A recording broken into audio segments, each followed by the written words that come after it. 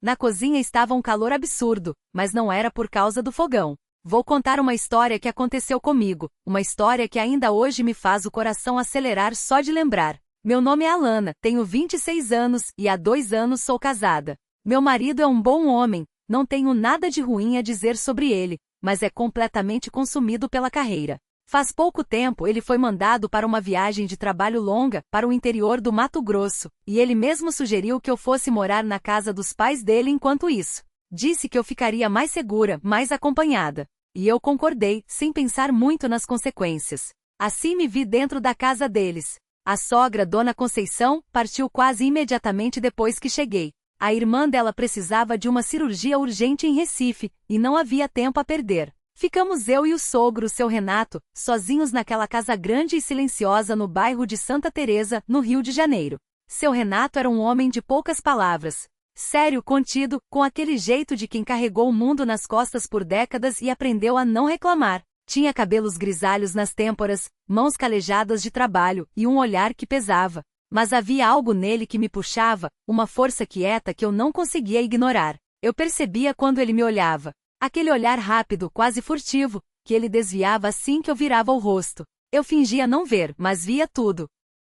E algo dentro de mim começou a se mexer de um jeito que eu não deveria deixar. Comecei a acordar cedo de propósito. Descia para a cozinha com shorts curtinhos e uma camiseta fina, me inclinava para pegar algo na prateleira de baixo, deixava o silêncio fazer o trabalho. Eu via a tensão no corpo dele, a forma como ele segurava a xícara de café com mais força do que o necessário, como desviava o olhar para a janela fingindo interesse no quintal. Mas eu sabia que ele notava tudo. A confirmação veio na oficina que ele tinha nos fundos da casa. Desci lá com a desculpa de precisar de um martelo. Me aproximei mais do que precisava, senti o calor do corpo dele perto do meu, e quando minha mão roçou a dele, eu disse baixinho, quase em sussurro: "Eu sei que o senhor também sente isso." Ele ficou em silêncio, mas não se afastou. A partir daquele momento, tudo entre nós mudou. Havia uma corrente elétrica no ar cada vez que estávamos no mesmo cômodo. Eu comecei a deixar bilhetinhos para ele, pequenos, com insinuações sutis. Até que um dia escrevi com clareza: "Se o senhor também quer isso, me encontre na cozinha esta noite. Se não quiser, eu esqueço tudo e nunca mais falo no assunto." Fiquei esperando na penumbra da cozinha com um roupão fino, o coração batendo tão forte que parecia que a casa inteira podia ouvir. E quando ele apareceu na porta, eu não me movi. Só olhei para ele. Ele ficou parado, como se estivesse travando uma batalha interna. Mas eu sabia que ele não tinha vindo por acidente. Ele fechou a porta devagar e deu um passo em minha direção. "Alana." Ele sussurrou, com a voz rouca, "a gente está brincando com fogo." Eu sorri com calma. Mas foi o senhor que entrou. A mão dele tremeu quando tocou minha bochecha. Ele me olhava como se estivesse vendo uma mulher de verdade pela primeira vez, não uma nora, não uma obrigação. Só uma mulher. "Se a gente parar agora, você nunca vai saber o que poderia ter sido." Eu sussurrei, me inclinando mais perto. Ele não respondeu com palavras. Apenas tocou meu rosto com uma delicadeza que me surpreendeu. Naquela noite não houve mais palavras.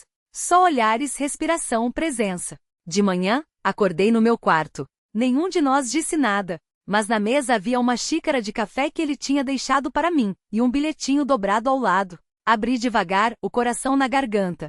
Foi um erro. "Mas se você estiver esperando de novo, eu vou aparecer." Pressionei o papel contra o peito. Eu não sabia para onde aquilo ia nos levar. Mas sabia uma coisa com certeza: eu não queria que ele chamasse aquilo de erro. Na noite seguinte, eu estava esperando. E ele apareceu. Ele entrou devagar, fechou a porta atrás de si, e caminhou em minha direção sem pressa, sem desviar o olhar. Eu senti o cheiro da pele dele, a leve tensão nos dedos quando ele passou a mão pelo meu ombro. "Alana," ele disse, mas a voz falhou no meio do nome. Eu toquei a mão dele e sussurrei: "Não para."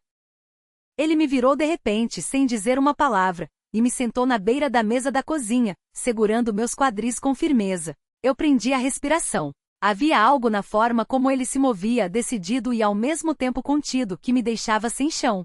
Ele me olhou por um longo momento, como se quisesse guardar cada detalhe, passou os dedos pela minha bochecha, pelo pescoço, desceu devagar até a cintura e só então, com cuidado, desfez o nó do roupão. Eu fechei os olhos. A cozinha estava em silêncio, só a nossa respiração pesada e entrecortada. As mãos dele eram quentes, seguras, mas gentis, como se ele tivesse medo de que eu desaparecesse se ele apertasse demais. Você não imagina quanto tempo eu segurei isso, ele sussurrou, se inclinando perto do meu rosto. Eu enrolei as pernas ao redor dele e o puxei para mais perto. O resto do mundo simplesmente sumiu. A mesa rangeu. Alguma coisa tilintou na bancada. Nenhum de nós ligou. Você me deixa louco, ele sussurrou no meu ouvido, a voz rouca e baixa como um trovão distante. Você não faz ideia do que está me fazendo. Eu passei as unhas pelas costas dele e ele soltou um som baixo, contido, como alguém que está segurando as rédeas com os últimos recursos. Eu pensei que você era para ele disse, os lábios quase tocando os meus. Mas agora eu sei que você deveria ser minha. Eu olhei para ele nos olhos e sussurrei, então me tenha. Faça o que quiser. Ele me segurou com mais força, me puxou contra ele e sussurrou, então se agarra porque eu não vou ser delicado. Eu mordi o lábio. Ele passou a língua pelo meu pescoço, sussurrando baixinho, me diz como você queria isso. Me diz como você ficava acordada pensando em mim. Eu tremia quando respondi em sussurro, eu me imaginava com as suas mãos em mim. Eu ardia por dentro. Só você nos meus pensamentos. Ele enrolou os dedos no meu cabelo, me forçando a olhar para ele, e sussurrou, agora você vai sentir o que é ser minha de verdade. E naquele momento eu perdi o controle completamente. Depois ele respirou fundo, se sentou na cadeira ao lado da mesa, cabeça baixa, como alguém tentando se recompor. Eu desci da mesa devagar, sem tirar os olhos dele, e me aproximei. Sem dizer nada, me ajoelhei e me aproximei ainda mais. Ele ficou imóvel. Os dedos dele se fecharam na borda da mesa. As juntas ficaram brancas. Alana, ele sussurrou com a voz rouca, mas eu já estava perto demais. Decidida demais. Eu ouvi a respiração dele mudar, senti a mesa tremer levemente com o movimento dele. Os dedos dele tremeram quando passou a mão pelo meu cabelo, como se não acreditasse que aquilo estava acontecendo de verdade. Você vai me enlouquecer, ele disse, recostando na cadeira. Eu sorri, mesmo que ele não pudesse ver, e sussurrei. Então não se segure. Naquele momento nós dois deixamos de ser quem éramos. Não havia mais palavras. Só a respiração, só o silêncio da cozinha, e o tremor daquele instante que ficaria para sempre entre nós.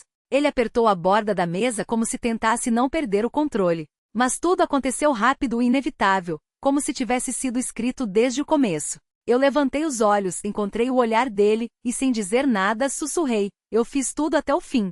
Ele se abaixou até mim, passou a mão devagar pela minha bochecha, ficou em silêncio por um longo tempo. Depois, simplesmente fomos dormir, como se nada tivesse acontecido. Como se tudo aquilo fosse apenas um sonho. Mas entre nós, tudo tinha mudado para sempre. Na manhã seguinte, sentamos à mesa como se o mundo fosse normal. Mas havia uma tensão no ar que nenhum dos dois conseguia esconder. Eu cruzei as pernas de propósito, um pouco mais alto do que o necessário. Ele engoliu em seco e desviou o olhar. Eu sorri enquanto servia o café, me inclinei levemente e sussurrei. Hoje você vai ficar muito tempo fora de casa? Ele levantou os olhos para mim, com aquela batalha interna visível no rosto, e respondeu baixinho, depois do almoço vou estar na garagem. Sozinho. Eu fingi que aquilo não significava nada. Me sentei na cadeira de frente, olhei pela janela e disse com calma, que bom. Eu tenho um motivo para aparecer por lá. Ele deu um meio sorriso e desviou o olhar. Não falamos mais sobre isso, mas cada olhar, cada gesto já era um acordo. Nós dois sabíamos que aquilo ia se repetir. E muito em breve. Depois do almoço, me troquei. Coloquei um vestidinho leve de verão e de propósito não coloquei nada por baixo. Passei devagar pelo corredor perto do quarto dele, sabendo que ele estava lá. Ele estava na porta, como se estivesse esperando. Não esquece da garagem, eu disse baixinho, sem me virar. Ele não respondeu, mas eu senti o olhar dele nas minhas costas até eu sair de vista. 1 hora depois contornei a casa, abri o portãozinho lateral do quintal. Ele já estava lá, de pé perto da bancada de trabalho, mexendo em alguma coisa, mas as mãos tremiam. Precisa de alguma ferramenta? Ele perguntou sem se virar. Preciso, eu respondi, fechando a porta com calma. Mas só uma. A sua. Ele se virou devagar, como se estivesse lutando consigo mesmo.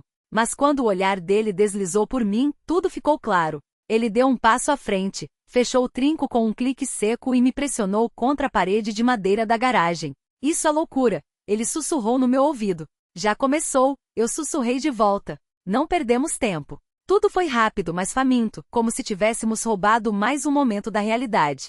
Ele estava decidido. Eu, impaciente. Não falamos o que não precisava ser dito em voz alta, só sussurramos o que não se pode pronunciar alto. E quando tudo acabou, ainda encostada nele, eu sussurrei. Amanhã Dona Conceição volta. Ele me abraçou com mais força. Então amanhã de manhã cedo. Eu concordei com a cabeça, porque sabia que a gente ia encontrar um jeito. Na manhã seguinte acordei antes do horário, me levantei em silêncio e fui para a cozinha. Dona Conceição só voltaria à noite, e ainda tínhamos algumas horas. Vesti o moletom favorito dele, aquele que uma vez ele disse que eu parecia ousada demais usando. Por baixo nada. Entrei na cozinha, peguei um copo d'água e fingi não ter percebido quando ele entrou. Ele parou na porta, me olhou de cima a baixo devagar, pesado, como se não acreditasse que eu tinha realmente feito aquilo. Você prometeu, ele disse baixinho. Eu me virei, me aproximei e sussurrei, e eu sempre cumpro o que prometo. Ele passou a mão pela minha cintura, me puxou para um abraço e me beijou rápido, como se tivesse medo de que o tempo escapasse entre os dedos. Rápido, ele sussurrou. Na cozinha é arriscado. Eu sorri. Então eu tenho uma ideia. E peguei a mão dele. Passamos em silêncio pelo corredor até a despensa ao lado da cozinha. Era apertado, cheirava a madeira velha e tempero seco, mas nenhum de nós ligou. Eu me encostei nele, sussurrando. Imagina se alguém visse a gente aqui. Ele expirou fundo, fechou a porta atrás de si, e nossos lábios se encontraram de novo. Nos apressamos como se fosse a última vez, mas os dois sabíamos que não era o fim, era só o começo. Ele me pressionou contra a parede de madeira da despensa. A respiração dele era pesada, as mãos ávidas mas cuidadosas, como se tivesse medo de deixar marcas.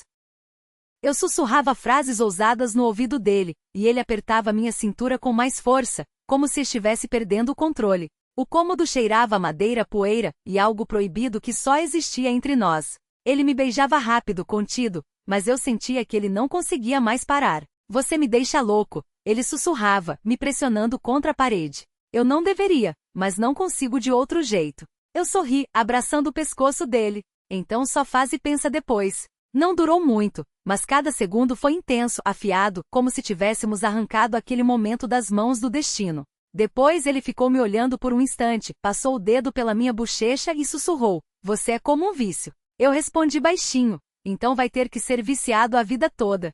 Saímos um de cada vez como se nada tivesse acontecido. No café da manhã, eu levei o café para ele e de passagem, passei o dedo pela mão dele. Ele me olhou com contenção, mas no olhar havia tudo, reconhecimento, desejo, plano. À noite, Dona Conceição voltou. Nós já éramos outros, e nem mesmo a presença dela conseguia apagar o que tinha começado. Nossos olhares continuavam dizendo tudo o que não podíamos falar em voz alta. Ela entrou com a mala, abraçou seu Renato, me sorriu e começou a contar como tinha sido a cirurgia da irmã. Eu ouvia, concordava, fingia que tudo estava como antes, mas por dentro eu ardia.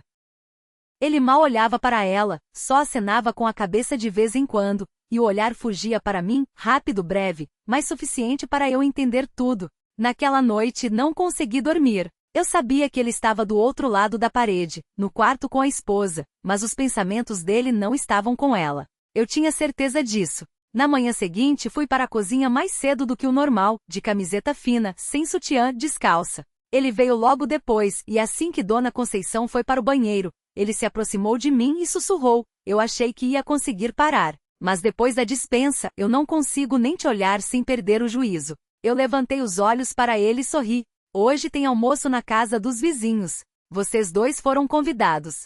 Eu não vou. Ele entendeu na hora. Os dedos dele deslizaram pela minha cintura e ele sussurrou. Então logo depois do almoço. Eu concordei com a cabeça. O dia inteiro foi uma peça de teatro. Quando eles saíram, eu me troquei. Coloquei uma lingerie preta, me sentei no sofá e fiquei esperando. Ele voltou antes do que eu esperava. A porta clicou suave. Ele entrou, fechou na chave, sussurrou. Temos 2 horas. Você está pronta? Eu sorri. Fiquei esperando o dia todo. Ele se aproximou em silêncio, me pegou no colo e me levou para o quarto do filho. Nós dois sabíamos o quanto aquilo era insano, mas isso só alimentava o fogo. Ele não disse uma palavra. Só me olhava com aquela fome contida, como se tivesse medo de acordar. Nos perdemos na paixão, devagar, sem pressa, como se quiséssemos guardar cada movimento, cada som, cada olhar. Dessa vez foi diferente. Não era só desejo. Era algo maior, mais pesado, mais real. Depois, eu estava deitada no peito dele. O silêncio da casa era tão denso que parecia que o tempo tinha parado. Ele passou a mão pelo meu cabelo e disse baixinho, eu não consigo mais continuar assim. Ou é tudo ou não é nada. Eu fiquei imóvel. O que você quer dizer? Ele se sentou na beira da cama, olhando para um ponto fixo na parede. Vou pedir o divórcio. Não consigo deitar com uma mulher pensando em outra. Eu me sentei. O coração disparou. Você tem certeza? Ele se virou para mim, pegou minha mão. Você quer ser só minha? Sem segredo, sem medo. Só você e eu. Eu olhei para ele e de repente entendi sim. Sem dúvida, sem olhar para trás. Eu concordei com a cabeça. Ele se levantou, se vestiu e foi para a cozinha. Eu fiquei sentada, enrolada no lençol, quando de repente ouvi a voz de Dona Conceição do lado de fora da porta. Onde está Alana? A gente queria jantar junto. Ele ficou em silêncio por um segundo. E na sequência disse com a voz firme, precisamos conversar.